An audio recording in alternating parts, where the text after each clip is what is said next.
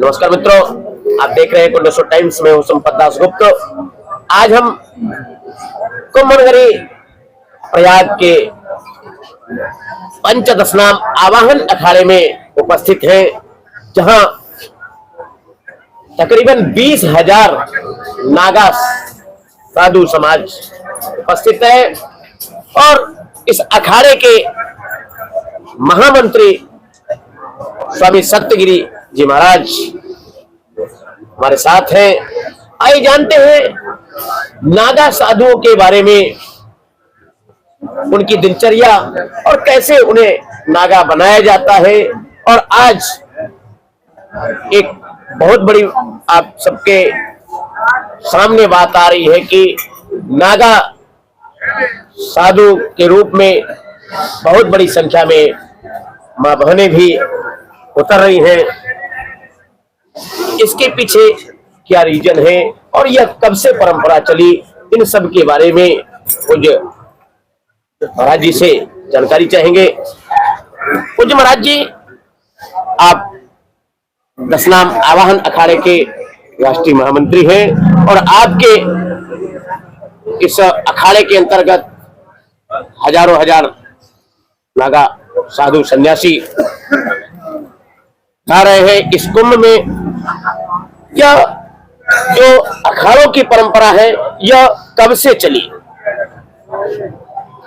मंगलम भगवान शंभु, मंगलम वृषभध्वजम, मंगलम पार्वतीनाथम, मंगलाय तनोहरा।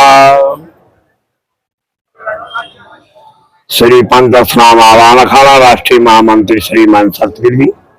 अभी हमारे मीडिया बंधु जो हमसे पूछ रहे हैं, अभी हम जहाँ हमारा छावनी है वहीं पर धर्म ध्वजा के पास हम बैठे हुए हैं।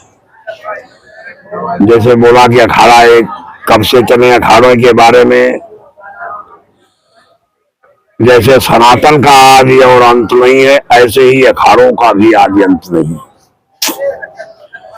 समुद्र मंथन सतयुग में हुआ था, देवता और दैत्यों के बीच में संघर्ष के, तो सतयुग से ही ये अखाड़े चल रहे हैं। पहले इसे बेड़ा कहते थे, फिर अखंड कहने लगे, फिर अखाड़ा कहने लगे।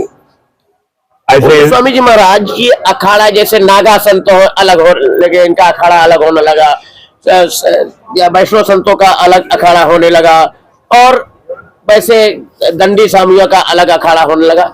ये सब परंपराएं कैसे बनी? दंडी कोई अखाड़ा नहीं है।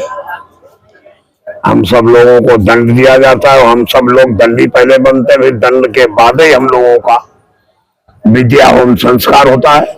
विद्या हवन संस्कार होने के बाद में हम सब लोग दिगंबर बनाए जाते हैं, जिसे नागा कहते हो आप। और दंडी कोई अखाड़ा नहीं। अखाड़ा केवल श्री पंचदशनाम आवाहन अखाड़ा, श्री पंचदशनाम अटल अखाड़ा, श्री पंचदशनाम महानिर्वाणी अखाड़ा, श्री पंचदशनाम आनंद अखाड़ा, श्री पंचदशनाम निरंजनी अखाड़ा, श्री पंचदशनाम अग्नि अखाड़ा, श्री पंचदशनाम जून अखाड़ा। ये मैंने क्रम से इसलिए बोला कि इसी क्रम में ये सब अखाड़े हुए। अच्छा, और मतलब उसके बाद से ऐसे अखाड़े बनते गए। 13 अखाड़े जो कि आपने नाम गिनाए सन्यासियों के, अभी 13 नहीं बुलाए हम बोले। कितने गिनाए? हमने तो अभी 7 बोले। अच्छा, कुल कितने अखाड़े हैं? कुल अखाड़े 13 हैं। 13 तो 7 के अलावा 6 हुए, और एक बड़ा अखाड़ा है, बड़ा उदासीन अखाड़ा, जिसके श्री चंद्र भगवान इष्ट है। ऐसे ही उसी में से एक नया अखाड़ा बना, नया उदासीन अखाड़ा।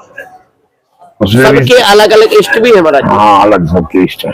आपके अखाड़े के इष्ट कौन है? श्री पंचदशनाम आवाहन अखाड़े के जो इष्ट हैं वो सिद्ध गणेश भगवान है। इसीलिए सबसे अग्रपूज आवाहन के मतलब सभी देवता, किसी का आवाहन करना। जब आवाहन हुआ तभी आवाहन अखाड़ा हुआ, सिद्ध गणेश भगवान स्थापित हुए। इसके पहले इस अखाड़े को क्या कहते थे स्वामी जी? इस अखाड़े को पहले अखंड कहते थे। अच्छा, अखंड अखाड़ा, उसी से अलग होकर के आवाहन अलग क्यों हुआ महाराज जी? ये अखाड़ा अलग नहीं हुआ, उस नाम अलग हुआ। जैसे कोई पहले इलाहाबाद कहते थे, अब प्रयागराज कैसे हुआ? प्रयागराज तो सनातन से चला है, तो सनातन से चला, इसीलिए पर इलाहाबाद फिर क्यों आ गया?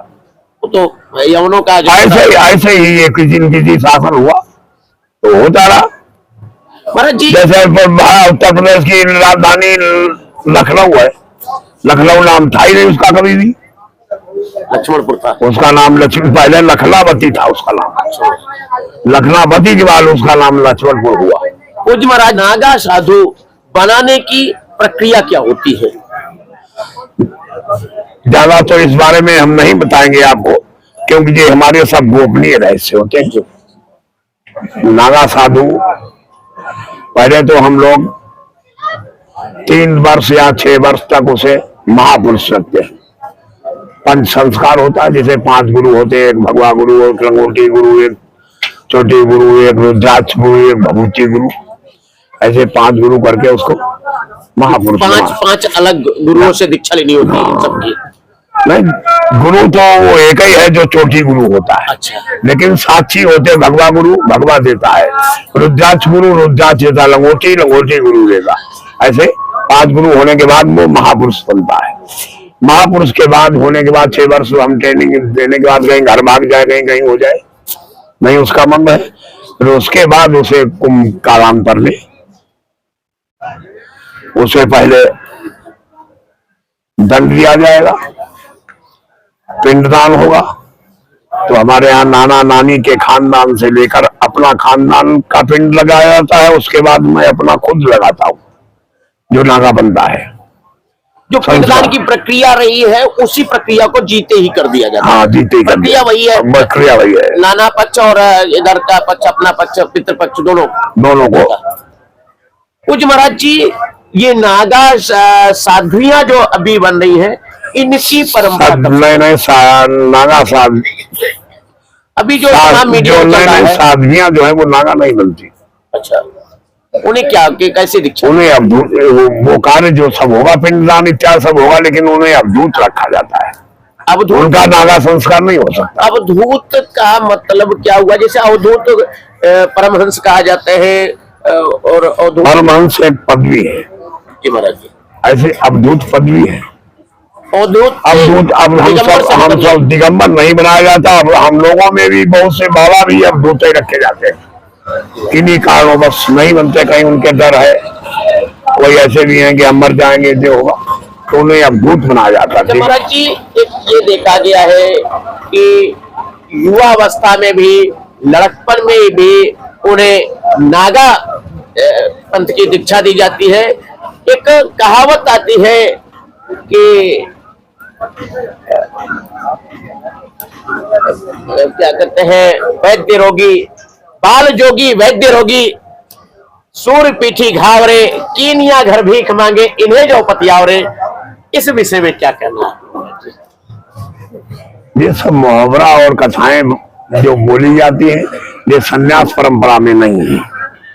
हम लोगों ने तो ओम भू सन्नस्तम्या, ओम भुवा सन्नस्तम्या, ओम स्वा सन्नस्तम्या, ओम सर्व सन्नस्तम्या, हंसा सो हम किन्मोहम, अहम हंसा सो हम हंसा, इस चीज का हम जाप करते हैं। ओम हंस हंसाय विद्महि परमहंसाय धीमहि तन्नो हंस प्रचोदयात्। यह मतलब जीव जो है वो, इसकी व्याख्या आप अगर करेंगे तो बड़ी कृपा होगी। आत्मा जो है उसे हंस कहा गया है। अपने एक कीर्तन भी, उसमें भी कहा गया कि हंस जब जब उड़ा तब अकेले उड़ा। क्या कबीर जी ने या सवारी अलग अलग विद्वानों ने उसकी व्याख्या अलग अलग की है। किसी ने सूर्य को दिवाकर कहा है, किसी ने सूर्य को प्रभाकर कहा है, किसी ने सूर्य को दिनकर कहा है, किसी ने सूर्य को आदित्य कहा है। तो ऐसे अलग अलग नाम है, लेकिन अर्थ एक है। पूज्य महाराज जी, ये नागा संत केवल कुंभ में ही दिख, जहां जहां कुंभ लगता है वही एकजुट होकर के एक मुफ्त आते हैं, ऐसा क्यों? और बाकी समय में कहाँ रहते हैं सब संत? कुंभ कालांतर में हम सब लोग अपने अपने बहुत से, जैसे हम लोगों के आप बोल देते हैं कंदराओं में, कंदराएं भी गुफाएं भी है। जैसे हिमाचल से कोई आया या हिमालय से आया, तिब्बत साइड से आया, तो वो सब वहाँ पहाड़ों में बिल्डिंग नहीं बन सकती है, तो वहाँ गुफाओं में कंदराओं में रहते हैं। और हम सब लोग अपने आश्रम भी हैं, जीविकोपार्जन के लिए खेती इत्यादि ये भी है सब व्यवस्थाएं। राजा रजवाड़ों, बड़े बड़े रजवाड़ों ने जमीन जागीर दिया कि महाराज लोग अन्य क्षेत्र चलाएं, गुरुकुल चलाएं, ये सब व्यवस्थाएं। तो महाराज जी, अन्य जैसे माघ मेला लगता है उस समय ये नहीं आते क्या? माघ मेला में हम लोग नहीं आते। माघ मेला में हम लोग जहाँ स्नान करेंगे, लेकिन हम लोग स्नान प्रतिदिन गंगा का ही करते हैं। श्लोक बोलते हैं कि गंगा सिंधु सरस्वती चेमना गोदावरी नर्मदा कावेरी सरयू महेंद्रन्या चरणामती वेदिका क्षिप्रा विप्रवती महासुनदी ख्याता गंडकी पूर्णा पूर्णजले समुद्र सहितम कुर्वन्तु नो मंगलम। हरिद्वारे कुशावर्ते बिल्लके नीर पर्वते कनखने करते स्नानम पुनर्जन्म वर्धते गीता गंगा गायत्री सीता सत्या सरस्वती ब्रह्मांजलि नमस्ते। तो हम लोग इस मंत्र से प्रतिदिन स्नान करते हैं। कहीं भी रहेंगे गंगा में ही स्नान होता है। पूज्य महाराज जी, समूचे राष्ट्र में कितने नागा साधु होंगे? अब हम अपने अखाड़े के बारे में आपको बताया तो बताया कि हमारे अखाड़े में 20,000 के लगभग हैं। अब दूसरे अखाड़े की मैं गिनती करता नहीं ना। जैसे आपने बोला जूना अखाड़े में एक दिन 9 लाख बोल रहे थे, हमने भी आपको बोला जूना अखाड़े की 10 लाख फौज है। जब जून ऐसे ही सब, लेकिन जूना अखाड़े से मेरी भी फौज कम नहीं, इतने समझ लो। आज मतलब यह संख्या बल बता करके अपनी एक अलग महिमा मंडता की एक परंपरा चल गई है, ऐसा कहा जाए? ऐसा नहीं, संख्या बढ़ा करके कोई नहीं। सब लिखा है कि भोग्यम भाग्यम पुराकृतमयम नित्यम प्रसन्नामयम। हम लोग भोग भाग में जैसा प्राप्त होता है नित्य वैसे ही प्रसन्न रहते हैं। चाहे वो जूना अखाड़ा हो, चाहे वो आवाहन अखाड़ा, चाहे अग्नि अटल आनंद महानिर्माणी, सभी लोगों की प्रक्रियाएं गई होती है।